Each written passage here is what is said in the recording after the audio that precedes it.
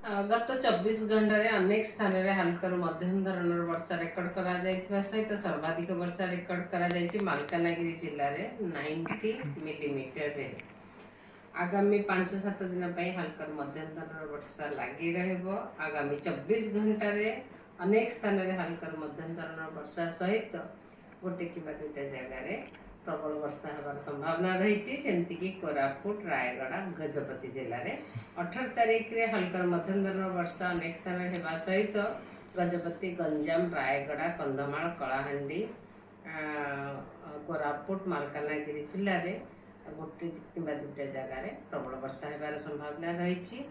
19 तारीख और 20 तारीख रे अधिकांश स्थान में हल्का मध्यम धरण वर्षा होगा सहित 19 तारीख रे प्रबल अति प्रबल वर्षा होबार संभावना रही गंजाम गजपति कंधमाल कलाहांडी रायगड़ा और कोरापुट जिले में ता सहित मयूरभंज केउंझर बालेश्वर भद्रक केन्द्रापड़ा जगतसिंहपुर कटक पुरी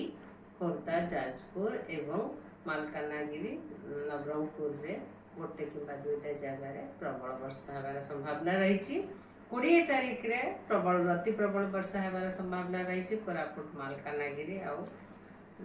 नवरंगपुर जिले में ता सहित कलाहांडी कंधमाल रायगड़ा बलांगीर गंजाम गजपति नयागढ़ नुआपड़ा पुरी खोर्धा कटक मयूरभंज केउंझर ढेंकानाल अनुगुल एवं बालेश्वर जिले में गोटे कि दुईटा स्थान में प्रबल वर्षा होबार संभावना रही 21 तारीख रे वर्षार परिमाण किछि परिमाण कम होबार संभावना रही किंतु अनेक स्थान में हल्का मध्यम धरण वर्षा होगा सहित प्रबल वर्षा गोटे कि दुईटा जगह होबार संभावना रही जमीक सोनपुर बौद्ध बरगढ़ संबलपुर झारसुगुड़ा सुंदरगढ़ देवगढ़ अनुगुल ढेंकानाल एवं केउंझर जिले में एबे पर्यंत जब देखा एबे गोटे फ्रेश लो प्रेशर एरिया बनवार संभावना रही 19 तारीख पाखापाखि बनवार संभावना रही west central adjoining north west बंगोपसागर रे जहाँफल कि 19 और 20 तारीख रे अधिकांश स्थान में हल्का मध्यम धरण वर्षा रहा सहित गोटे किसी गोटे दुटा जगह प्रबल अति प्रबल वर्षा होबार भी संभावना रही एवं पर्यंत जब देखा एवं पर्यंत भी आम राज्य में डेफिशिएंट रेन चली बर्तमान 27% डेफिशिएंट रेन रही राज्य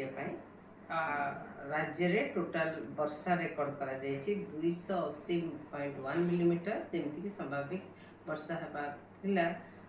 382.8 मिलीमीटर रेनफॉल।